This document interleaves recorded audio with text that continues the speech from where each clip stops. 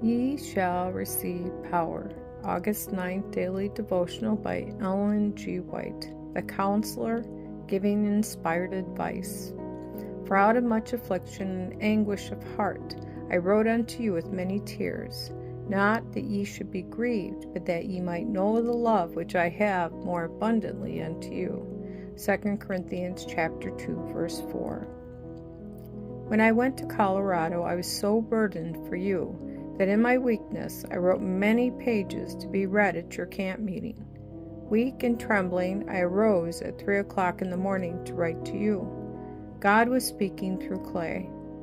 You might say that this communication was only a letter. Yes, it was a letter, but prompted by the Spirit of God, to bring before your minds things that have been shown me.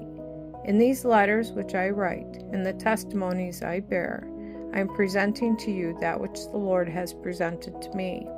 I do not write one article in the paper expressing merely my own ideas. They are what God has opened before me in vision, the precious rays of light shining from the throne. What voice will you acknowledge as the voice of God? What power is the Lord in reserve to correct your errors and show you your course as it is? What power to work in the church? If you refuse to believe until every shadow of uncertainty and every possibility of doubt is removed, you will never believe. The doubt that demands perfect knowledge will never yield to faith. Faith rests upon evidence, not demonstration. The Lord requires us to obey the voice of duty.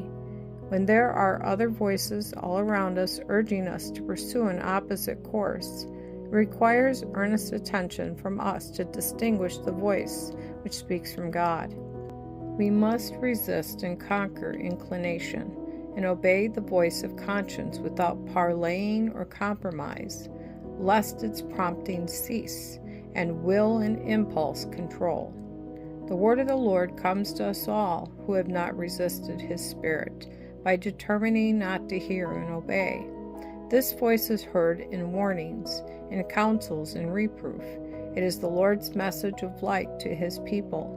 If we wait for louder calls or better opportunities, the light may be withdrawn and we left in darkness.